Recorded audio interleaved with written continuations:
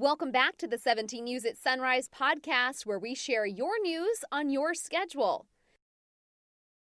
The 17 News at Sunrise podcast is a production of KGET and Nexstar Media Group. For more on all of the headlines in today's show, head to kget.com. Working in the spirit of the Golden Empire, this is 17 News at Sunrise.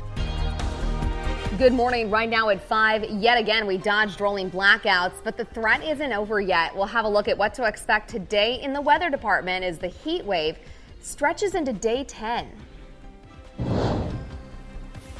And a heartbreaking day one in the trial of a man accused of killing a Bakersfield toddler. The boy's mother takes a stand to talk about what happened the night her son died. Joe Biden has officially been nominated. Thank you very, very much from the bottom of my heart. Former Vice President Joe Biden is officially the Democratic nominee for president. With only 75 days to go until the election, we'll take you to the convention. This is Wednesday, August 19th, 2020. And extreme heat continues to smother Kern County and the rest of the state for a second straight day. We've managed, though, to dodge rolling blackouts, but the threat is not over. A flex alert remains in effect through tonight as temperatures once again are forecast to be in the triple digits. The state's independent system operator issued a stage 2 emergency yesterday afternoon because it anticipated not being able to keep up with energy demand. But the emergency was lifted around 7:30 p.m. because statewide conservation efforts worked. However, a statewide flex alert, as we said, remains in place today between the hours of 3 and 10 p.m. And PG&E has a new tool to help you plan when to expect an outage in your area during these rolling blackouts. On the PG&E website, you can now search your address and find what block you're located in. There, it will tell you if your block could lose power. PG&E spokesperson Katie Allen says customers should look at the tool every day because power outages will change. Our hope and our plan is to only impact each block of customers for 1 hour. And to help prevent these outages, Allen says every bit of energy counts. She says that making small changes can really help. All of us making these small changes, you may think, I'm leaving a room, turning off a fan, turning off a light, does it really matter? And the answer is yes. Please help us conserve energy. Not only will it help the state's power grid, it will also help decrease your energy bill. You can go to kget.com and click on the hot link icon for the link to the new tool. And if you need a place to keep cool, several local cooling centers will be open again today. Because of COVID-19, you're asked to bring your own water, snacks, activities, and wear a mask. Cooling centers open when the temperature is forecast to be 105 or hotter in the valley, 108 or hotter in the desert, and 95 or hotter in the mountain areas. These cooling centers are open from 1 to 8 p.m. You can find your nearest cooling center on our website, kget.com. Now to the latest on the coronavirus pandemic. Kern Public Health announced 12 new deaths yesterday, bringing the total to 216 people who have died since the pandemic began. 180 new cases were also reported. Nearly 18,000 cases are considered active right now, with most of the people recovering at home. 249 are being treated in the hospital. An update will be provided later this morning. Be sure to download the KGET app to receive the latest numbers sent straight to your phone. And an update on the outbreak of COVID-19 in Kern County nursing facilities. Yesterday, Kern County Public Health Director Matt Constantine said next month the county will have a thorough report of its efforts to slow the spread of the virus within local nursing facilities. Out of the 19 facilities regulated by the state in Kern County, 17 had experienced cases of coronavirus. And while the state regulates the facilities, the county has been trying to manage those outbreaks.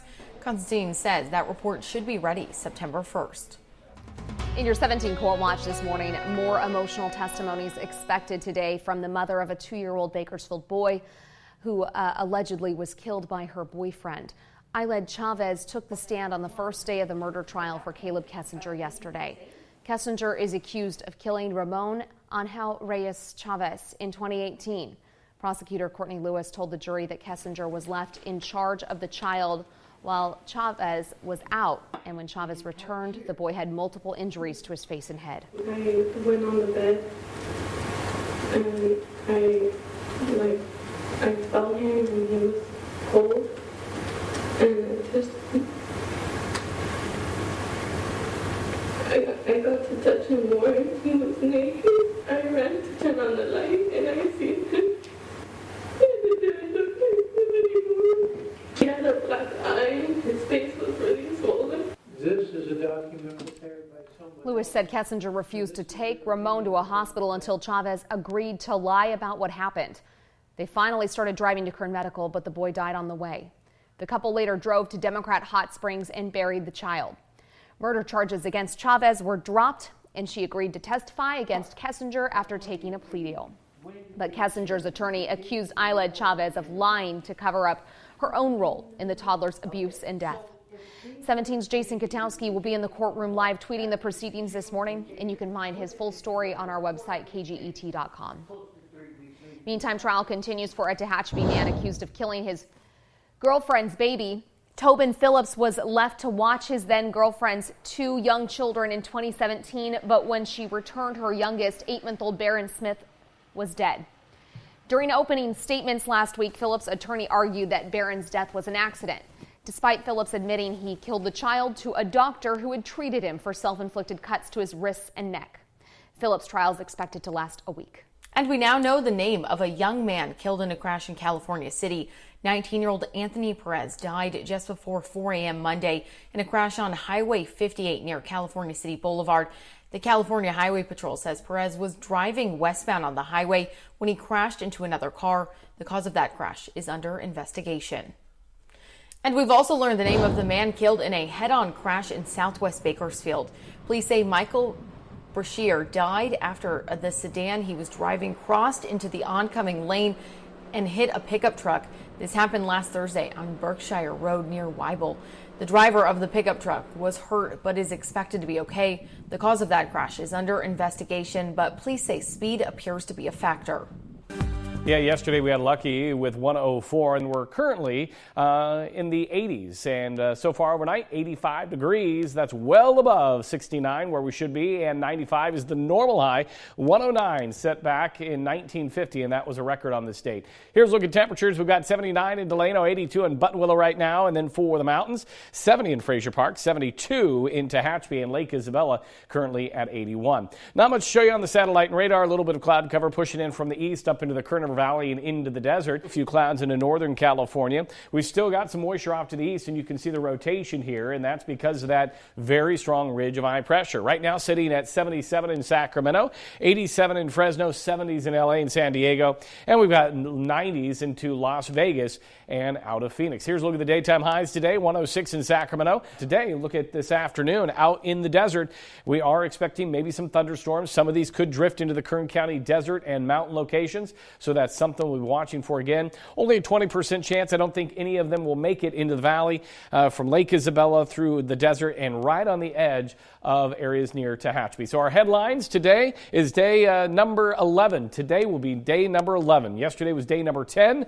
More thunderstorms today, and air quality alert continues. And we talked about thunderstorms also maybe next week. Here's a look at the numbers. Today, Bakersfield should be right near 107 along with McFarland, 104 in Taft for the mountains and the Kern River Valley. We're looking sunny, 94 in Fraser Park. Here's a look at your extended forecast. And tomorrow, 103. Good news, 102 on the board for Friday. Well, that'll be short-lived because we're right back up to 105 on Saturday, and we continue on into next week. Now, Sunday, Monday, Tuesday, I put a slight risk of a thunderstorm in there.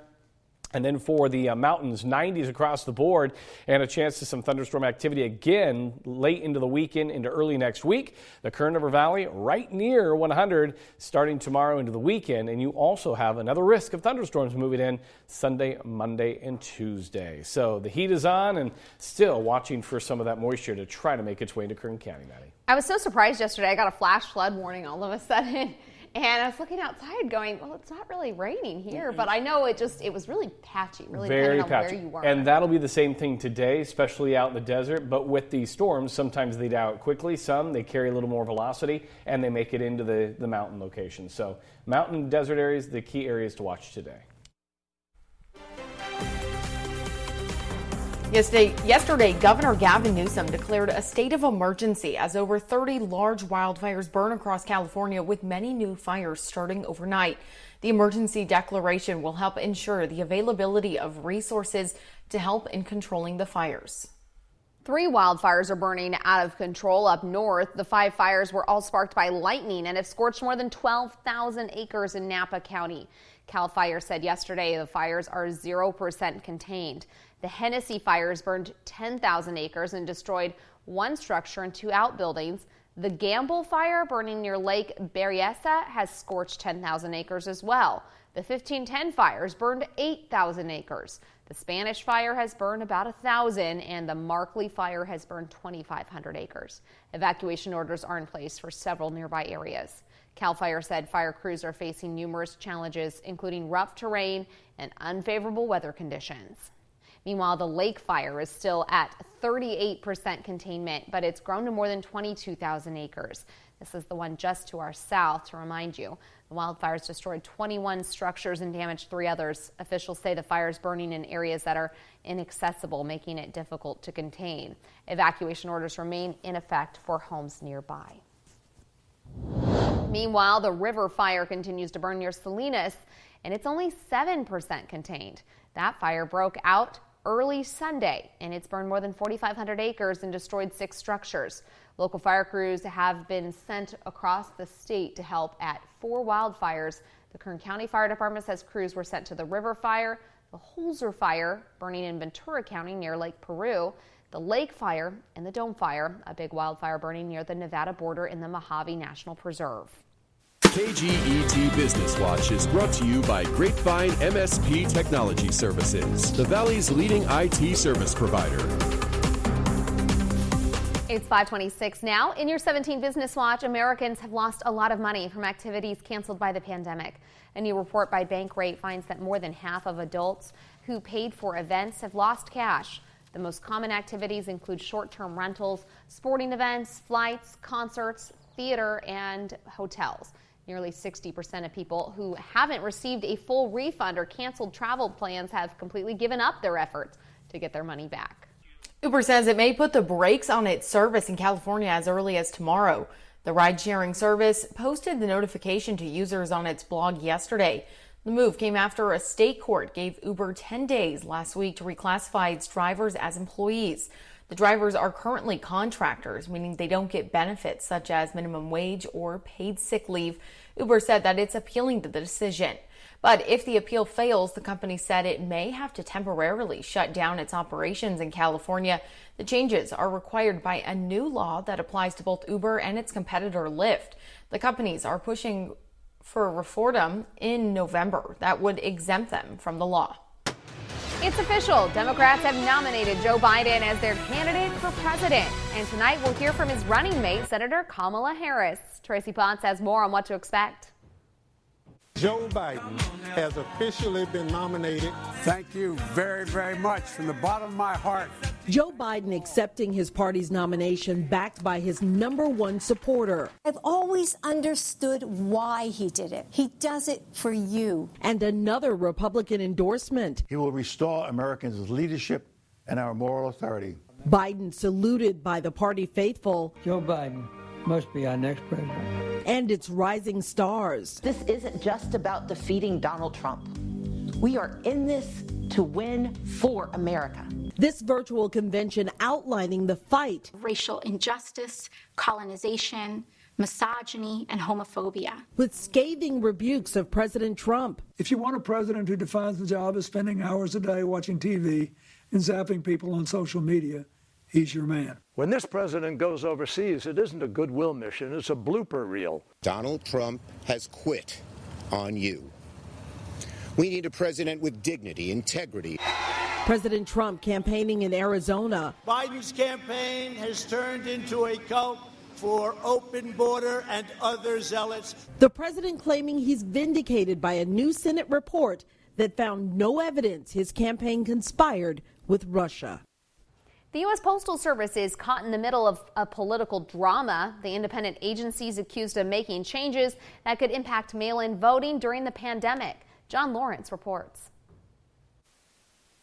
The U.S. Postal Service pausing changes that have slowed mail delivery, such as removing sorting machines and cutting overtime. Postmaster General Louis DeJoy says they'll be put on hold until after the 2020 election. Not good enough. Not even close. And so I will not rest, and we will not stop in our legal efforts. This case is going forward. Numerous states say they are planning to file federal lawsuits aimed at reversing the recent changes. DeJoy, a supporter and ally of the president, says he was trying to boost the struggling Postal Service's bottom line. The post office is running as well as it has in a long time. But some Democratic leaders accuse the USPS of undermining mail-in voting, which President Trump has frequently blasted. The Democrats want to make it a political issue. It's not a political issue. It's really about a correct vote. In addition to concerns about voting by mail, some say the operational changes have hindered mail delivery. The United States Postal Service should not be politicized. People rely on it for medication, for important documents. 50% of the world's mail is sent through this institution, the U.S. Postal Service. And we are getting our posts slowed down because of things that are going on because of politics. I'm John Lawrence reporting. Australia has become the latest country to lock in a potential coronavirus vaccine. Prime Minister Scott Morrison announced today it secured a deal with drug maker AstraZeneca. Should trials succeed, the Australian government agreed to manufacture the drug and make the potential COVID-19 vaccine available to its entire population free of charge. The British-based pharmaceutical company is currently developing the vaccine in partnership with Oxford University. Advanced trials are underway with thousands of volunteers across multiple countries. Police raided a party at a home in northern England over the weekend with more than 200 people in attendance and little social distancing. Greater Manchester police said they were called to the address and were pelted with missiles. The party host was fined and a 3-month closure ordered for the property was issued by a local magistrate's court for anyone not living at the premises. A police inspector called the incident completely unacceptable and incomprehensible as the UK is still dealing with the ongoing threat of coronavirus. Parts of northern England, Greater Manchester included, still have strict lockdown restrictions on social gatherings, and they remain despite relaxed measures elsewhere in the UK. New Zealand said it would increase the number of defense personnel at its quarantine facilities and border to beat any further spread of COVID-19 as it reported new cases in the country today. The government said around 500 more defense personnel will be deployed, taking the total defense force personnel supporting the COVID-19 response to around 1,200, the largest military contingent since the New Zealand sent peacekeepers to Timor-Leste during unrest there in the early 2000s. New Zealand had 5 new cases in the last 24 hours, dropping from 13 cases yesterday, which the Prime Minister said indicated the country was not seeing a surge of COVID-19. The mission at Kern County is getting ready to host another food distribution event this morning. The mission has been handing out protein boxes full of meat and cheese to the community every Wednesday because of the coronavirus pandemic. This is video from a previous event. They will continue the food giveaway every Wednesday from 8:30 a.m. to 10:30 a.m. through August. You can pick up yours at the mission on East 21st Street. The nonprofit says each box has enough to last a whole week for a family of 6. The food comes from the USDA's Farm to Families program. And another food distribution event to tell you about, this one happening tomorrow. The Children First campaign will be hosting the food handout. It's from 6 to 7 p.m. tomorrow at the David Nelson Pocket Park on Niles Street. Families in need can drive through and pick up the food packages. To keep everyone safe, you are asked to stay in your car and wear a mask. The Children First campaign says it's also looking for volunteers. If you're looking for a fun, rewarding, and flexible experience, volunteering at the Guild House could be for you. The Guild House restaurant's holding a meet and greet with current volunteers this Saturday at 10 a.m., where you can enjoy some coffee and ask current volunteers about their experiences.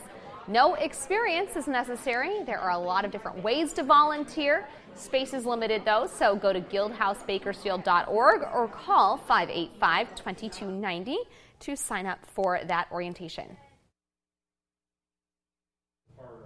We're back here at 5:55. The pandemic hit the United States hard. Businesses shuttered overnight. Consumers panicked, quickly buying everything from paper products to pork chops.